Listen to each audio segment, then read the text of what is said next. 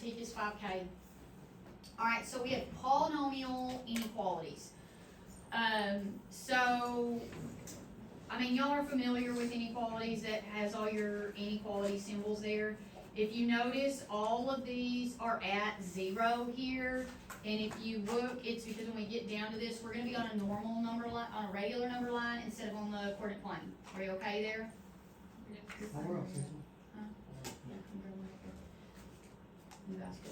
Alright, so this inequality right here, f of x is greater than 0, is true when f of x is positive. And this will make a little more sense once we get into it. And f of x is less than 0 is true when f of x is negative. Okay, so this makes a little more sense when you see it on the coordinate plane. So they are wanting us to name the intervals. Remember, those intervals that's a range of place, okay? So what is the interval where f of x is greater than 0? So remember, it's when it's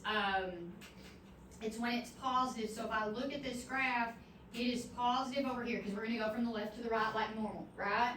So my function is positive over here, coming from where? Where's that coming from? Negative infinity, until I get to what value of x? Yeah, it looks like -3. 1, 2, yeah, to -3. Okay? Then, and I'm going to jump back and forth because that's how we do this all the time when we write increasing, decreasing, so it makes a little more sense to me to do that.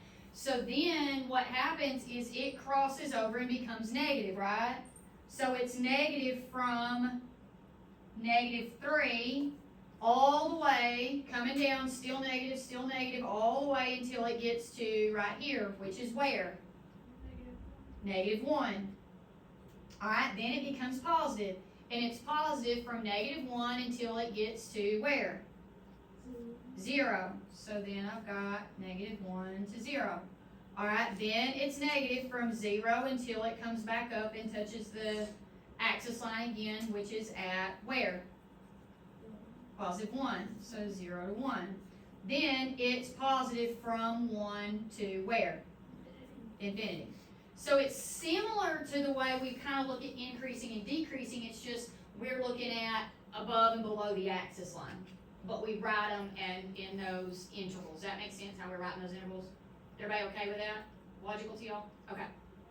So we're going to kind of go through these steps. So the first thing that we're going to do when we're trying to solve these is they want you to have everything on the left side of the inequality, which in number 1, it's already there. Number 2, it's already there. So we really have to do that, all right? Then we need to factor and find our zeros. So when we factor this, how does this factor?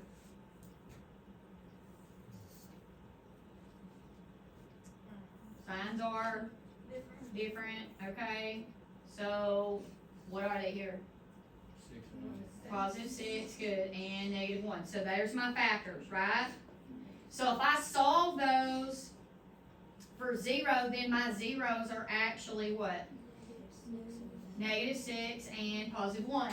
So the next thing they tell me to do is put those on my number line. Now, this is a greater than only. It's not greater than or equal to, right? So if you think way back to like algebra 1 and algebra 2, when we graphed on a number line, how do I graph the not equal to on that number line? It's open donut. That's right, open donut, just like we used to do. So I'm going to -6, and I'm putting an open donut there. And I'm going to go to +1, and I'm going to put an open donut there. We okay there? All right, now we know this is what type of graph in general? Look at your equation, huh? Quadratic. It's a quadratic, so we know that it is U-shaped, and it's going to open which direction? Is it U or flipped? It's U. Are we all right with that? Which means it's probably doing something like, I'm going to assume it does something like this, right? Because those are at 0, so it would come down here somewhere and curve and go back up. Is that logical? All right, just in general, so you know what it looks like. Okay. So then it says they want us to choose these test points. We're proving this is what we're doing. So a test point, I need a point on the left side of this. I need a point in the middle, and I need a point on the right side of this. Everybody okay there? Because we got to find the intervals. All right, we're going to prove the intervals. That's what they want us to do. So I can pick any number over here on the left side. -7 is pretty good because it's just to the left of -6, right? So I'm going to choose -7. And all I'm doing is I'm plugging -7 into my inequality to see if it makes a true statement. So -7 squared gives us what? 49. 5 times -7 is -35. So I have 49 minus 35. 14 minus 6 would give us 8. So I'm going to write that out what we did the first time, but I'm not going to make you write it out every single time. Okay, so we did 5 times -30, times -7, and then minus 6, and that gave us +8. So is +8 greater than 0? True or not true? True. So since that's true, I can put a check mark over here and say that it's true over there. It's greater than over there. We okay? All right. So then I'm going to test one in the middle. So the easiest point in here to test between here and here. What's the easiest point to test? Come on, guys. Use your brains. 0. So if I plug in 0, what am I going to get there? 0 here, 0 here. What do I get? -6 greater than 0. Is that true? Is -6 greater than 0? No, it is not true. So down here, it is not greater than 0. We okay there? Yes? All right, so then over here, I'm going to pick a point. What do you want to choose over here?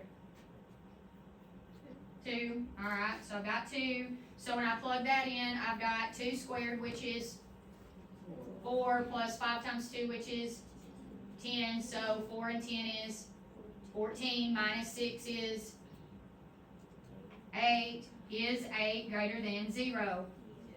It's a true statement. So it's true over here. Are we okay there? Yes? Okay, so I'm supposed to write the intervals for which this inequality is true. Greater than 6. That's what they are, greater than 0. Does that make sense? Okay, so it's true out here, right? And it's true out here. Does that make sense? All right, so this interval, it's going to be up here, so it's going to start where? It's coming from where? Negative infinity. All right, so negative infinity, until it gets to where? -6. All right, union with, where does it become positive again? At +1 going to positive infinity. We okay how that works? Yes? Okay, now this one is not greater than 0. It is what? Less than 0. So my intervals here are different. I've got to see what my interval is asking me for. Does that make sense? Yes, no? All right, so I'm going to factor this one. So 2x and x has to be. All right, so options for 15 are what? Yeah, it's going to have to be 5 and 3. And 3 is going to have to be here. 5 is going to have to be here. All right, what are my signs there? Which one's positive, which one's negative?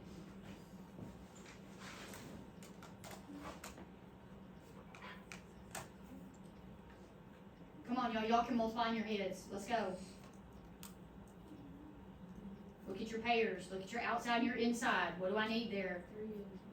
-3. Thank you, Julie. -3 and +5. Because if I pull that back together, that gets me the sign that I need in the middle. Are we okay there? I realize that y'all are so used to slip and slide, but guys, that 2 is prime. I don't need to slip and slide when I have a prime there. You just got to figure out the signs. And 5 and 15, there's not a whole lot of options there. All right, so we got that. So when I set this one equal to 0, I get x is equal to what? -5/2. And when I set this one equal to 0, I get +3. So I gotta put my points there. What kind of points do I have? Open. Okay, so at 5/2, that's -2.5, right? So at -2.5, so that's about right there. I'm gonna have an open circle in the middle. and then at positive 3, I'm going to have an open circle there. Are we okay there? Yes. All right, now in general, we already know what this looks like, right? What's its shape? A U shape. So we should already know what it's supposed to be, right? You just have to prove it mathematically. All right, so pick a point over here. What do you want to use? Okay, we'll use -3. What about point in the middle? 0. And on the right side, pick a point. 4. Okay, it really doesn't matter what you choose. All right, so when I plug -3 into this, Carter do -3, Zoe do 0. 0 is pretty straightforward. Carla do 4 for me. And tell me what you get at those numbers, because 0 is going to be -15. I already know what 0 is going to be. Who has something? 13 for 4. 13 for 4, okay. I got 6. And you got 6 for -3. All right, so is this a true statement right here? No. Not true, so not true here. All right, is this true? Yes, all right, so it's true here. Is this true? No, so not true here. All right, so my interval is between where and where? -5/2 and 3, right? So that is where this is negative. Are we okay with that? Yes? Are we okay? Lacey, you alright? You kinda... What do you mean that's where this is negative? This is where this is a true statement, because my true statement says this is where my graph is less than 0. That's what this wants me to prove. Where's my graph less than 0? Well, if I graph that on my calculator, I know what it's going to look like. It's going to make a U. The vertex is going to be down here. So I really know where it's less than 0. But they're wanting me to prove it and put it on this number line. Does that make sense? Yes. And then they want me to write the interval that is true for that inequality. Does that help? Yes. Okay, everybody else okay? Alright. Okay, so let's look at this one right here. So I'm already equal to 0. So I'm going to factor this. This one factors. This is x to the 4th, right? What does an x to the 4th look like in general? Isn't it still the... Yeah, it'll either be a U or it'll be a W, right? One or the other, depending on how it shapes out. All right, so when I factor this, I have to, remember, if I have a 4 and a 2, I factor that the same way I factor quadratic. It's just instead of having x and x, I have x squared and x squared. Everybody okay there? So I'm going to have x squared here, x squared here. One of them's positive, one of them is negative. All right, what do I have here? Which one's, no, wait, they're both negative, sorry. Both negative, my fault. Both negative, one of them's what? 25, and the other is 1. All right, both of these are what? Both of them are a difference of squares. So this one is going to be +1 and -1. This one is going to be +5 and -5, right? So my zeros are where? Hello? Plus or minus 5. All right, so all my points. Now this time it says equal to, right? So this time instead of drawing open donuts, I've got cream filled. We good there? All right, so I've got filled at -1, +1, -5, +5. So this one makes the W, right? And it's an upward opening W, right? Like we can tell that, which means it comes down, goes up, comes down, goes back up. Right? So we kind of know in general what it's going to look like. What we've got to prove is what parts of that are greater than 0. We kind of already know. We just have to prove it. Everybody okay there? All right, so on the far left side, we're going to choose what number? -6. All right, then in between there, what do you want? -2. All right, then 0 for sure. If I can choose 0, I'm going to choose 0 all day long. All right, then I'm going to choose probably +2, and then +6. Does that work for y'all? That's probably how I do it. All right, Carla, do -6. Zoe, do -2. Julie, will you do +2? And, Jack, will you do 6? 0's pretty straightforward. That's gonna be 25. And whatever I get, I'm setting it like this, and I gotta write whether it's true or not true. 385. What number do you have, baby? -6. -6 was, what'd you say, 385? Yes, ma'am. Alright, which means +6 is probably also 385. Yeah, okay. It's symmetrical. It's a perfect square trinomial, which means whatever -2 is, +2 should be the same. What'd y'all get for that? -63. Zoe, did you also get that? Yes. Okay. When it's a perfect square trinomial, it's gonna be nice like that. Alright, so, true or not true here? True, what about here? Not true. Not true here? True. True here? Not true. And here? True, so I've got true, not true, true, not true, true. Alright, so this time when I write my interval, how many intervals are true? 3 are true. Alright, so I'm gonna write those intervals. So here, what does this one look like? Negative infinity to where? -5. To -5. And some places you may see that with a bracket, some places it's round. I'm not gonna ding y'all on that big time, okay? But technically, since it's filled, I'd probably write it as a bracket, but it's not a huge deal there. Union with, where's my next place that it becomes true? -1. So I'm gonna have -1 to where? +1. Then I'm gonna union that with where? 5 to positive infinity, which always has the parentheses. Are we okay with how that looks? I said depends on which textbook you or which curriculum you look at. They would write those with the parentheses for y'all for the purposes of my class. It doesn't really matter to me. Just know that sometimes I don't know how it looks on your test even, honestly, because it's been a while since I've looked at it. Alright, are y'all okay there? Alright, so this one here, this has 4 terms. How do I factor 4 terms? Gotta do grouping. Alright, what can I group? What am I doing with these two?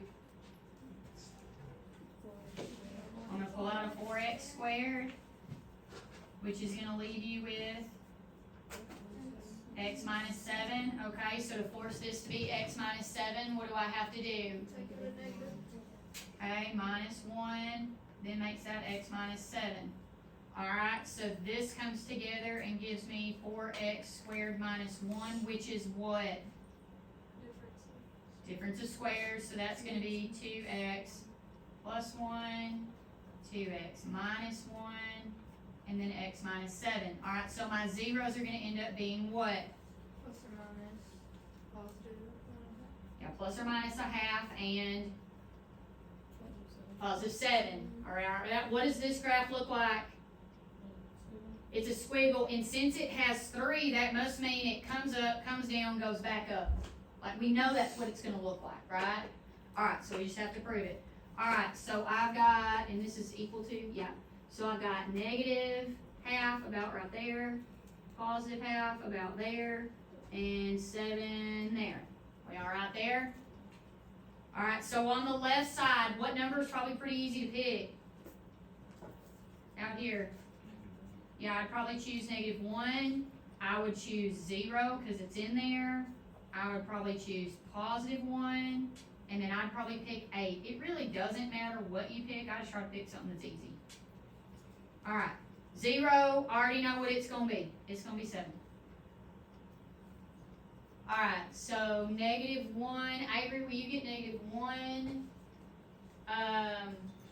Carson, will you get +1? And Lacey, will you get 8? And the rest of y'all, if I didn't give you one, check one, make sure whoever does it gets it right.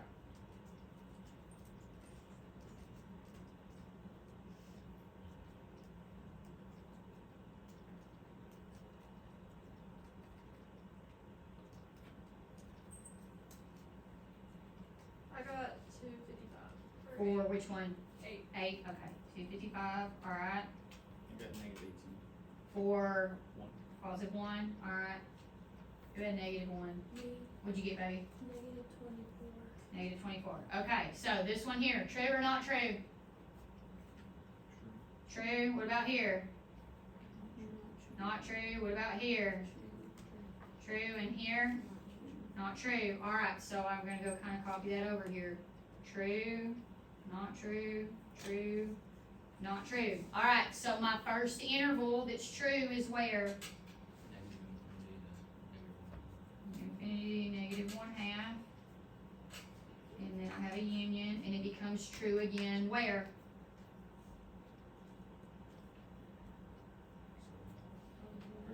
+1/2 until where? 7. That's what that one looks like. Are we okay there? Yeah? Questions there, or we're good? You okay? Alright, I'm gonna skip 5, let's go to 6. And I'm probably not gonna, well, yeah, we'll go ahead. Alright, so this one, first thing I need to do is what? Yeah, I gotta move everything to the same side. So I'm gonna move this, so I'm gonna end up with x to the 4th.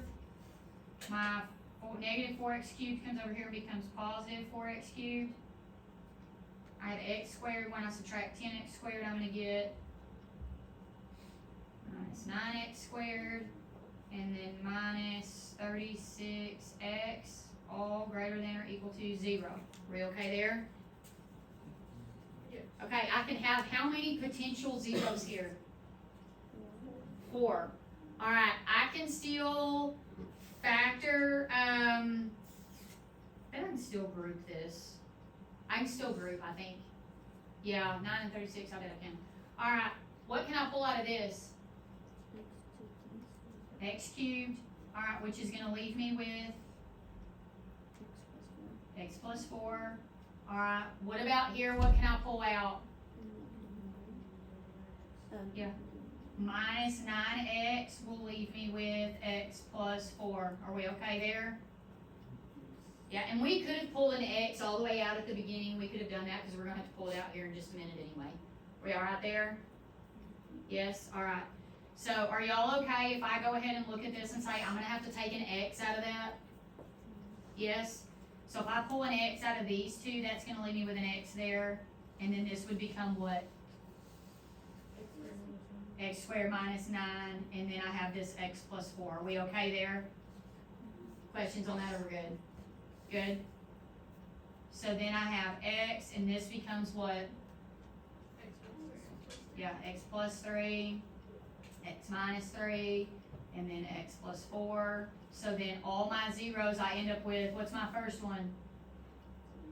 0, then I have minus 3 and -4. Alright, so let me go put those on here, and those are equal to, so I've got -4, -3, 0, and +3. Are we alright there? Yes? Alright, so if I put my numbers in here, I'd probably do -5, and then right here, I have a problem because this is in the middle, right? So you just have to do like -3.5, I guess. Are we okay there? So it'd be -3.5. Then I have -1 probably. 0 is there, so I gotta use +1. And then I guess 4. Are y'all alright with those numbers? Yes? Alright, so Avery, get 1 for me. Carla, get -1. Jack, get 4. Lacey, can you get -3.5? And Julie, can you get -5?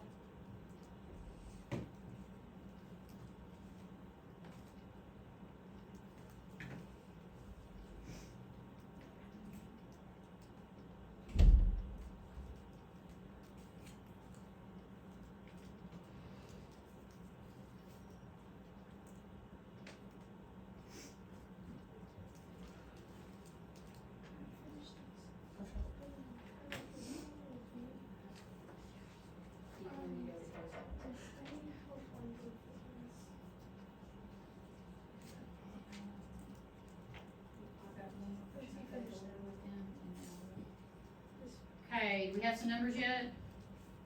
Uh, I know that's kind of a lot to plug in. 24. 24 goes where? Negative 1. -1, okay.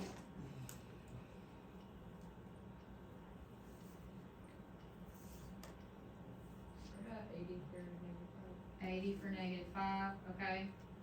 Got 224 for 224 for 4. For -55, I got -5.68. Alright, we'll go with -5.6, alright. Who had 1? Me, I got -40. -40, okay.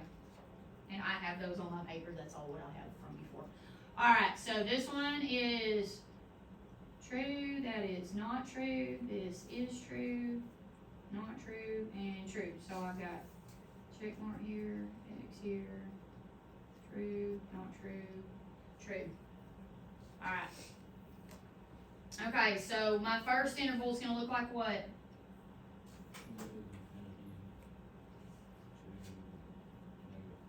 -4. Okay, then I have a union. Alright, my next interval that is true, 3 to 0. And then my last one is +3 to infinity. We okay there? Alright, I'm gonna work number 7 and then we'll stop on there. Okay, because the ones we have tomorrow or Monday are not as nice. Alright, so this one right here. Let's see, can we get anything? We can't factor that by grouping. Okay, so this goes back to our finding possible zeros. Y'all remember that? Okay, so possible zeros is going to be P over Q, right? Alright, so if I'm looking at this, I really would have plus or minus 1, 2, 4, 8, 16. Yes? Alright, I already know what it is, so we're going to divide by 1. Okay, because I know that's what it is. So we're going to synthetic divide by 1. Okay?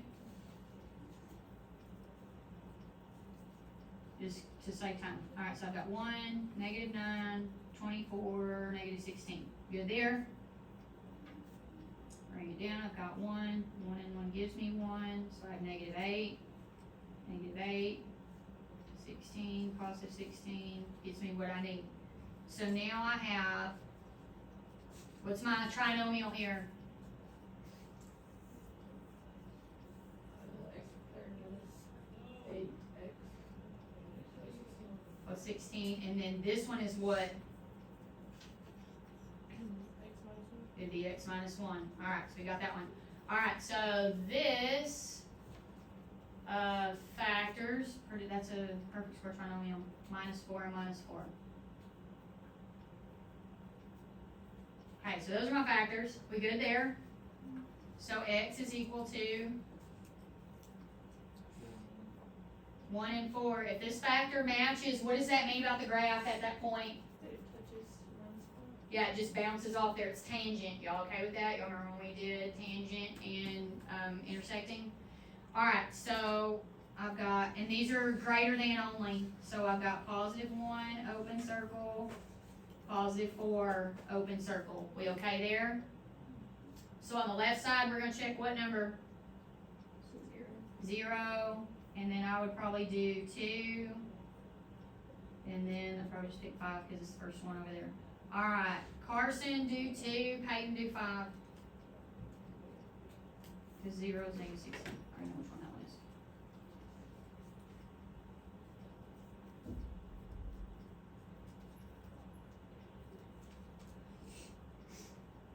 And the rest of y'all just pick one and kind of check them. So we make sure we got them.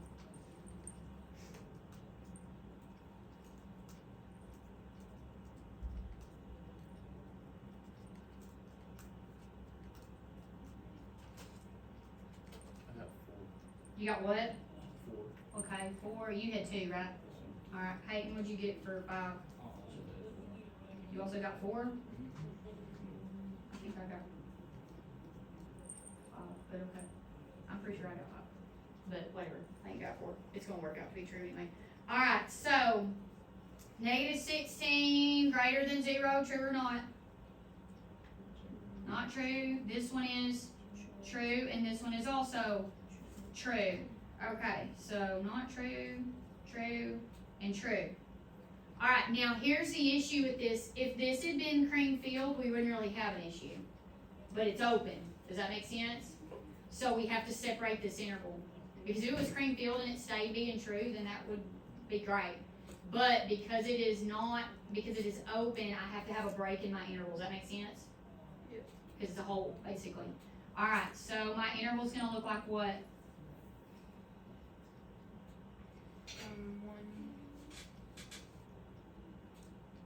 1 to 4, and then union with 4 to infinity.